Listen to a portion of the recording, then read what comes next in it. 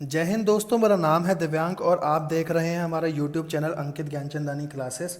दोस्तों, क्या हाल चाल है आप सबके। मैं बहुत बढ़िया हूं और आशा करता हूं आप सभी बहुत अच्छे होंगे और मन लगाकर अपनी पढ़ाई को कर रहे होंगे। दोस्तों, इससे पहले वाली वीडियो में हमने ट्राइंगल के कुछ कॉन्सेप्ट करे थे और उन कॉन्सेप्ट के बेसिस पर आज हमारे को कुछ क्वेश्चंस करने हैं आगे के। हमारा टारगेट तो दोस्तों 1 से लेकर 11 तक क्वेश्चंस हैं। तो आज इस वीडियो में हम कुछ क्वेश्चंस करेंगे और अगली वीडियो में क्वेश्चन नंबर 11 तक पहुंच करके फिर हम आगे का पार्ट आपके साथ डिस्कस करेंगे। तो आई होप सो जब आप इस वाली वीडियो को देख रहे हैं तो आपने इससे पहले के सारे कॉन्सेप्ट रिवाइज कर रखे हों। और आपको जैसा कि पता ही है, अगर आपको कॉन्सेप्ट की बुक चाहिए तो वो अमेजोन पर अवेलेबल है ई बुक फॉर्मेट में और उसका लिंक डिस्क्रिप्शन बॉक्स में है। और अगर आपको हमारे पूरे नोट्स चाहिए तो कमेंट करके प्लीज़ मुझे बताइएगा। ठीक है जी। तो आइए दोस्तों चलते हैं पहले क्वेश्चन की तरफ। क्वेश्चन क्या कह रहा है, फिगर आपके सामने गिवन है। ओ ए और ओ बी इक्वल है। अच्छा, ये ओ ए और ये ओ बी इक्वल है, ओ डी और ओ सी इक्वल है। ठीक है, कह रहा है शो करो एक ट्रायंगल हो गया ए ओ डी। ए ओ डी एक ट्रायंगल ये हो गया, मतलब नीचे वाला, और एक ट्रायंगल ऊपर वाला। तो कह रहा है इन दोनों को कॉन्ग्रेंट प्रूफ करो। कॉन्ग्रेंट के हमने बहुत सारे क्राइटेरिया पढ़े थे। अब एक बात बताओ, अगर ये दो ट्रायंगल है, ये साइड इसके इक्वल है, ये वाली साइड इसके इक्वल है और बीच में एंगल इक्वल होता है वर्टिकली अपोजिट एंगल, तो बताइए दोस्तों क्राइटेरिया क्या लगा। Side angle side, side angle side. ये तो हो गया, मैंने आपको बता दिया नॉर्मली कि साइड एंगल साइड लगा। अब होगा प्रेजेंटेशन कैसे करेंगे हम। तो प्रेजेंटेशन के लिए सबसे पहले आप लिखोगे जो ट्रायंगल आपको बोले हैं। एक ट्रायंगल ए ओ डी हो गया एंड एक हो गया बी ओ सी। तो सबसे पहले बीच में एंड डालना। देखो जी, सबसे पहले एक क्वेश्चन मैं आपको पूरा करके दिखाता हूँ with presentation. A O D and triangle B O C. अब इसमें नाम देखो, पहले नाम है ए ओ और फिर इधर नाम है बी ओ। क्या ए ओ और बी ओ आपको इक्वल गिवन है? ए ओ और बी ओ इक्वल गिवन है। आपने लिखा ए ओ और बी ओ इक्वल और बीच में रीजन क्या लिखोगे? गिवन। हर एक का पीछे रीजन लिखना जरूरी है। अब लास्ट के दो को उठाओ, ओ डी और ओ सी। क्या ओ डी और ओ सी भी इक्वल है? हाँ जी, बिल्कुल इक्वल है, क्वेश्चन में गिवन है। तो पहले तो इतना लिख लो। अच्छा सर, एक बात और, अगर अब यहाँ के दो उठा रहे हो तो यहाँ के भी दो उठाओगे? हाँ जी बिल्कुल। यहाँ के लास्ट के दो उठा रहे हो तो यहाँ के लास्ट के दो उठाओगे। एक बात और, ट्रायंगल अगर ए ओ डी लिख रहे हो तो उसके नीचे वाली यहाँ पर सारी आने वाली साइड्स ए ओ डी वाली होनी चाहिए, इधर सारी वाली साइड्स बी ओ सी होनी चाहिए। अच्छा, अब एक एंगल हमने खुद से बोला ए ओ डी, तो एंगल का नाम हो गया ए ओ डी। अब एक बात बताओ, आपने यहाँ पर नाम लिखा है सीक्वेंस में, पहला दूसरा तीसरा, तो यहाँ पर भी नाम यही होना चाहिए बी ओ सी। तो बी ओ सी क्या होगा? बी ओ सी। दोनों इक्वल हैं। रीजन क्या आएगा?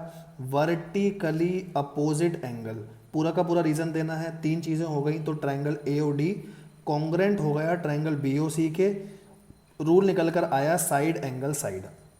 पहले साइड फिर एंगल फिर साइड फिर साइड फिर एंगल फिर साइड। और इसकी अच्छी बात बताऊं तो आप ऐसे भी लिख सकते हैं, पहले एक साइड लिखो फिर बीच में ये एंगल लिखो फिर साइड लिखो।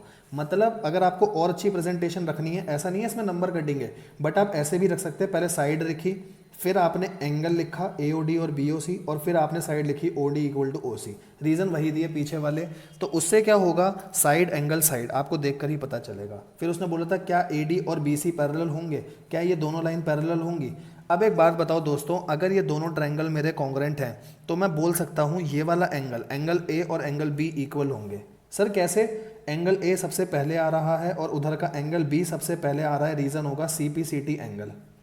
Congruent corresponding part of congruent triangle. A और बी इक्वल होंगे? हाँ जी सर, ए और बी बिल्कुल इक्वल होंगे। और मुझे पता है ए और बी अल्टरनेट इंटीरियर एंगल्स भी हैं, ये अल्टरनेट इंटीरियर भी हैं। देयर फोर लाइन हो गई A D parallel to B C. मैंने यहाँ लिख दी A D parallel to B C. आपको देखकर पता ही चल रहा होगा, ये सी पी सी टी से इक्वल कर दिया मैंने। और ये अल्टरनेट इंटीरियर भी है क्योंकि ये जेड बना रहे हैं, तो ये लाइन इसके पैरेलल हो गई। इस तरीके से ये क्वेश्चन होगा। बेटा ये वाला क्वेश्चन मैंने आपके सामने पूरा करके दिखाया है, साथ में फिगर आपको बनानी है। ऐसा मत करना कि फिगर ना बनाओ। तो ये क्वेश्चन पूरी प्रेजेंटेशन के साथ करा। आगे के क्वेश्चंस में मैं आपको मेन लॉजिक पर फोकस करूंगा। तो क्वेश्चन नंबर 2 अभी हम थोड़ी देर में करेंगे। तो चलते हैं हम अपने अगले क्वेश्चन की तरफ, क्वेश्चन नंबर 3। आइए दोस्तों, क्वेश्चन क्या है? ए बी लाइन पैरेलल है another line segment C D, मतलब ये दोनों लाइन मेरी पैरेलल है। अच्छा, ओ है mid point of A D का मिड पॉइंट है, मतलब ये और ये इक्वल है। ठीक है, अभी तक उसने दो चीज़ें बताई, ये पैरेलल है और ये इक्वल है। कह रहा है ए ओ बी, ध्यान से नाम को पढ़ना। ए ओ बी हो गया नीचे वाला और ऊपर नाम दे दिया डी ओ सी। कह रहा है इनको कॉन्ग्रेंट प्रूफ करो। एक तो उसने आपको खुद ही दे दिया, दोनों ट्रायंगल में एक एक साइड मेरी इक्वल है। अगर ये मेरी लाइन पैरेलल है तो ये अल्टरनेट इंटीरियर एंगल भी इक्वल होंगे। ठीक है जी। और मैं एक बात और बोल सकता हूँ, ये दोनों लाइन पैरेलल है तो ये वाला अल्टरनेट इंटीरियर भी एंगल होगा, तो ये अल्टरनेट इंटीरियर ये भी हो गया। तो बताओ क्राइटेरिया क्या बना, एंगल एंगल साइड, इधर से भी एंगल एंगल साइड। क्या angle angle side valid criteria होता है? हाँ जी बिल्कुल। तो बस आपको वैसे ही अब लिखना है। पहला एंगल आपने लिखा ए बी ओ और डी सी ओ, रीजन अल्टरनेट। फिर दूसरा एंगल ये वाले लिखे अल्टरनेट, और बीच में आपने लिखा ओ ए और ओ डी इक्वल हैं, तो ये कॉन्ग्रेंट हो गए एंगल एंगल साइड से। अच्छा, एंगल एंगल साइड से हो गए। फिर उसने बोला था प्रूफ करो ओ जो है मिड पॉइंट है बी सी का, मतलब ओ सी और ओ बी ये भी इक्वल होनी चाहिए, क्योंकि अगर ओ मिड पॉइंट है बी सी का तो बेटा मेरे को तो पता ही है अगर ये दोनों ट्रायंगल कॉन्ग्रेंट हैं तो ओ सी और ओ बी इक्वल होंगे सी पी सी टी से, तो ये बात तो मेरा वैसे ही प्रूव हो गया। आई होप सो आपको पूरा क्वेश्चन क्लियर होगा। इस क्वेश्चन में आप एक चीज़ और कर सकते थे, जैसे आपने ये वाला एंगल लिया, अब आप ये वाले एंगल मत लो, तो एक एंगल ये हो गया, एक साइड ये हो गई, इधर का एक एंगल ये हो गया, एक साइड ये हो गई। अब आप ये वर्टिकली अपोजिट एंगल भी ले सकते हो। तो अब क्राइटेरिया क्या बनेगा, एंगल साइड एंगल, इधर से भी एंगल साइड एंगल। अब क्राइटेरिया एंगल साइड एंगल होगा और ये भी वैलिड क्राइटेरिया होता है, प्रॉब्लम वाली बात नहीं है। ठीक है जी, अब हम आगे बढ़ सकते हैं। और देखिए जी, मैंने इसके साथ जब आपको बताया था तो मैंने आपको बताया था कौन से क्राइटेरिया वैलिड नहीं होते, इनको छोड़ करके बाकी सारे क्राइटेरिया हमारे वैलिड होते हैं। ठीक है जी, थर्ड क्वेश्चन की तरफ बढ़ते हैं। थर्ड क्वेश्चन बहुत ज़्यादा आसान क्वेश्चन है। फिगर सी, फिगर मतलब फिगर क्वेश्चन में गिवन है, ए सी और ए डी क्वेश्चन में इक्वल है। ये वाला एंगल और ये वाला एंगल इक्वल है, क्यों? क्योंकि उसने बोला है A B bisect angle A B angle A को बाइसेक्ट कर रही है, मतलब ऊपर वाला एंगल 1 और एंगल 2 मैं दूं तो ये इक्वल हो जाएंगे। अच्छा, उसने बोला है show that A B C, बीच में साइन लगा लेना कॉन्ग्रेंट का ए बी डी। मुझे ए बी सी और ए बी डी को कॉन्ग्रेंट प्रूफ करना है। अब मैंने बीच में एंड लिखा, ए सी और ए डी मेरे को गिवन है। अब देखो यहाँ का पहला और लास्ट है, तो इधर का भी पहला और लास्ट है, ये गिवन है। बस नेमिंग का ध्यान रखा करो दोस्तों। एंगल 1 मैंने इसका नाम दे दिया एंगल 1 और एंगल 2, ये भी गिवन है मेरे को। और बीच में अगर आप देखो तो ए बी और ए बी कॉमन है, ए बी लाइन दोनों में आ रही है, तो इधर की ए बी और इधर की ए बी कॉमन हो गई। तो बताओ क्राइटेरिया क्या लगा, side angle side, side angle side, ऐसे ऐसे कॉन्ग्रेंट हो गया।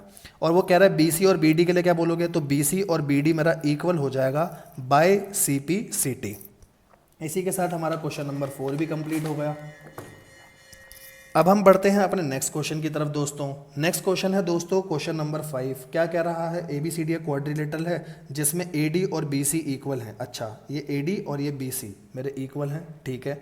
डी ए बी, ध्यान से देखना, डी ए बी ये पूरा एंगल, और इधर से सी बी ए ये पूरा एंगल इक्वल है। तो अगर मैं फिगर को आपके सामने थोड़ा सा अलग बनाऊं ताकि आपको आसान हो सके, फिगर आपको पेपर में तो पूरी बनानी है, बट मैं आपके लिए फिगर इतनी ही बना रहा हूँ अभी, क्योंकि मुझे इतनी ही फिगर के बारे में चर्चा करनी है। डी ए बी सी, उसने बोला ये पूरा एंगल और ये पूरा एंगल इक्वल है, ये वाली साइड इसके इक्वल है। मुझे इन दोनों ट्रायंगल को कॉन्ग्रुएंट प्रूफ करना है। एक ट्रायंगल ये हो गया जिसको मैंने डार्क करा है, ध्यान से देखना, एक ट्रायंगल ये हो गया, एक ट्रायंगल बाकी का हो गया जो डार्क नहीं है। तो ये वाली साइड इस वाले एंगल इस वाली साइड के इक्वल, ये एंगल इस वाले एंगल के इक्वल, और ये बीच में साइड है कॉमन। तो साइड एंगल साइड, इधर से भी देखो तो साइड एंगल साइड, ऐसे ऐसे रूल लगेगा। आइए जी प्रेजेंटेशन देख लेते हैं। सबसे पहले मैंने बोला बी सी और ए डी जो मेरे को क्वेश्चन में गिवन थी, फिर मैंने बोला डी ए बी और इधर से सी बी ए क्वेश्चन में गिवन है, और बीच में ए बी दोनों ट्रायंगल में आ रही है कॉमन, तो साइड एंगल साइड से हो गया। फिर उसने बोला बी डी और ए सी के बारे में क्या बोलना चाहोगे, तो एक साइड है बी डी और एक ए सी, तो ये सी पी सी टी से मेरी इक्वल ही होंगी, तो ये इक्वल हो गई। अब कह रहा है ए बी डी और बी ए सी के बारे में बता दो। देखो एक ट्रायंगल था आपका, मैं आपको सिर्फ समझाने के लिए अलग से बना रहा हूँ, ए डी बी, तो इसमें ए बी डी आएगा ये वाला, मतलब ये अंदर वाला एंगल खाली। और एक ट्रायंगल था दोस्तों बी ए सी, तो बी ए सी कौन सा होगा मेरा, बी ए सी ऐसे, अगर मैं इसको और अलग से बनाऊँ तो ये ऐसा बनेगा बी ए सी ये वाला, ठीक है, मतलब ये वाला। कह रहा है इन दोनों ट्रायंगल के बारे में क्या कहना चाहोगे, क्योंकि भाई ये मेरे दोनों ट्रायंगल कॉन्ग्रुएंट है। मेरा एक ये पूरा ट्रायंगल कॉन्ग्रुएंट है, ठीक है, और एक मेरा ये वाला ट्रायंगल पूरा का पूरा कॉन्ग्रुएंट है, तो ये भी तो मेरे सी पी सी टी से इक्वल होंगे ना।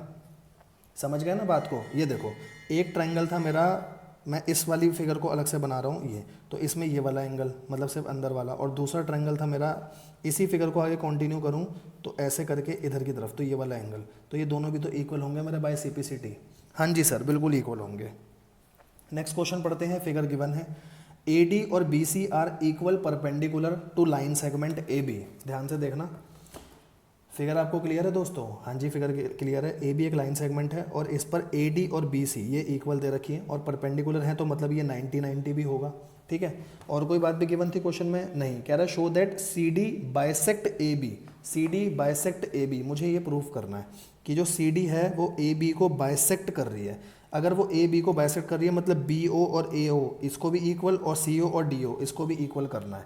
अच्छा, मतलब सीधा मैं बोलूँ तो इन दोनों ट्रायंगल को अगर मैं कॉन्ग्रुएंट प्रूफ कर दूंगा तो मेरा काम हो जाएगा। अब देखो ये 90-90 हो गया, एक साइड मेरे को इक्वल गिवन है, ठीक है जी।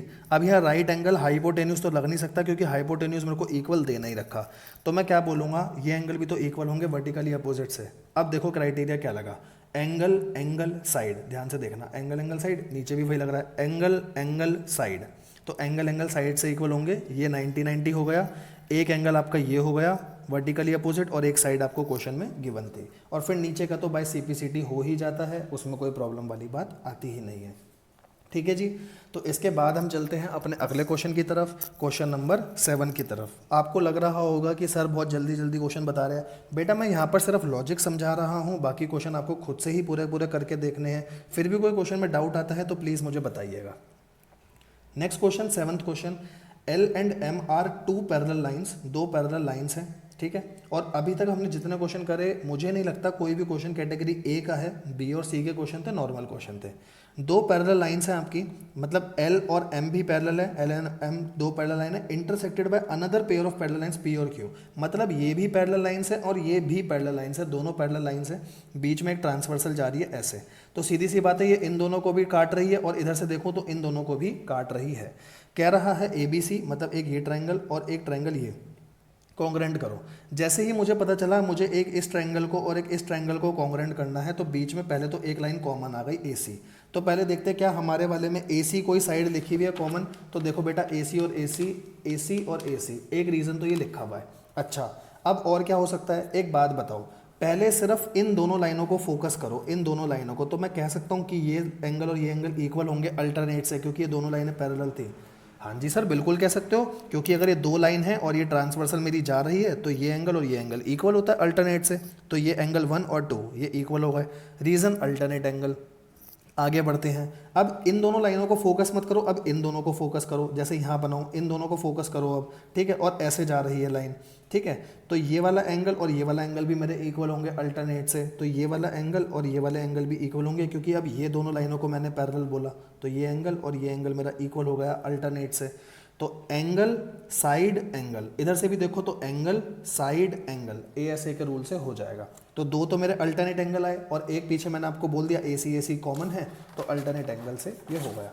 और फिर उसके बाद तो जब ये हो जाएगा आपका एंगल साइड एंगल, फिर तो CPCT से अगर कोई बात बोलेगा प्रूफ करने को तो हम वो भी कर देंगे, बट हमारे क्वेश्चन में ये बात बोली ही नहीं कि कुछ CPCT से प्रूफ करना है दोस्तों, ठीक है जी। तो आज की क्लास का एक क्वेश्चन मैं आपके साथ और डिस्कस करूंगा, बड़ा सिंपल सा क्वेश्चन है, देखते हैं।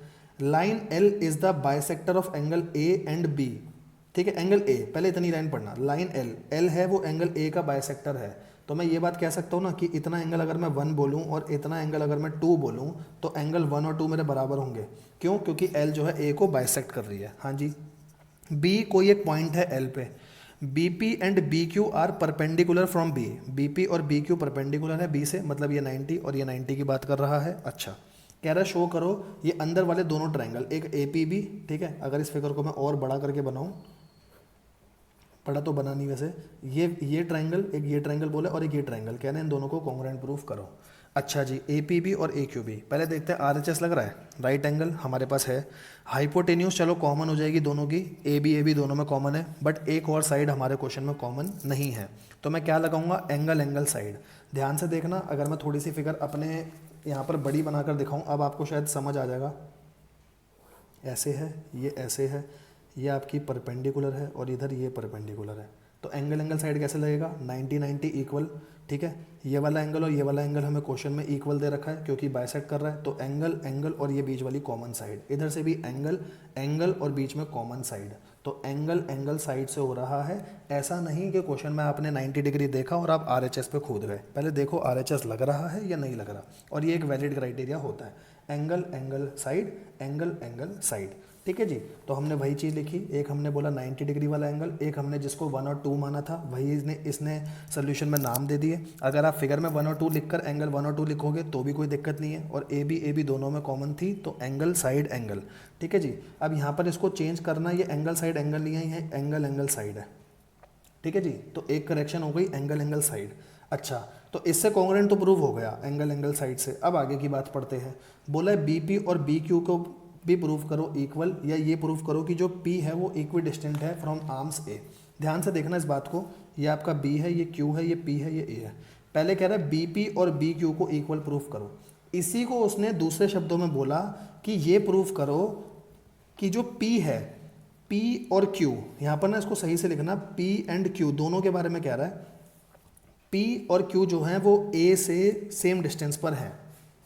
ठीक है जी, ये बात कहना चाह रहा है वो, यहाँ पर इसने सही से लिखा है BP और BQ को कह रहा है इक्वल प्रूफ करो, और P is equi distant from the arms of A। P is equi distant नहीं होगा, फिर इसकी करेक्शन करो बेटा, ये B होगा कि जो B है वो इक्वी डिस्टेंट है फ्रॉम आर्म्स ऑफ A। अब दोनों चीज़ें बताता हूँ। कह रहा है या तो इसको इक्वल प्रूफ करो BP और BQ को, या वो कह रहा है कि B को प्रूफ करो ये दोनों आर्म से इक्वल डिस्टेंस पर है, ये आर्म्स है और B यहाँ पर है। कह रहा है ये प्रूफ करो कि इक्वल डिस्टेंस है। तो बात तो सेम है कि मैं BP और BQ बोलूँ इक्वल, या मैं ये बोलूँ कि जो B है वो आर्म्स से इक्वी डिस्टेंस पर है, तो बात सेम है। तो BP और BQ कैसे आएंगी, मैंने उस लाइन की आपको इंटरप्रिटेशन बता दी। ठीक है, इक्वल कैसे आएगी, बाय सीपीसीटी, वो तो आपको पता ही है, क्योंकि इधर के एंगल में देखो जब आपने ये लिखा है तो यहाँ के लास्ट में बीपी आ रहा है, इधर के लास्ट में बीक्यू आ रहा है, और जब ये कॉन्ग्रुएंट है तो ये corresponding part of congruent triangle से इक्वल होंगे। तो एक करेक्शन यहाँ पर थी एंगल एंगल साइड की, और एक करेक्शन दोस्तों और थी, मैं आपको वो भी बता देता हूँ यहाँ पर एंगल एंगल साइड की, क्वेश्चन नंबर 6 में, क्योंकि यहाँ पर भी एंगल एंगल साइड लग रहा था, आरएचएस अभी तक हमने नहीं लगाया। क्यों, क्योंकि आरएचएस की कंडीशन पूरी नहीं हो रही थी। सो दोस्तों आज की क्लास में बस इतना ही। अगर आपको हमारी ये क्लास अच्छी लगी हो तो प्लीज़ इसको लाइक करें, शेयर करें अपने सभी दोस्तों के साथ, और सब्सक्राइब करके रखिए हमारे चैनल को, ताकि आगे आपको मैथ्स का ऐसा ही कंटेंट मिलता रहे। और प्लीज़ कमेंट करके बताइएगा अगर आपका कोई भी डाउट है तो प्लीज़ वो भी बताइएगा, और अगर आपको वीडियो अच्छी लगी तो प्लीज़ वो भी बताइएगा। थैंक यू सो मच, आप अपना ख्याल रखिए।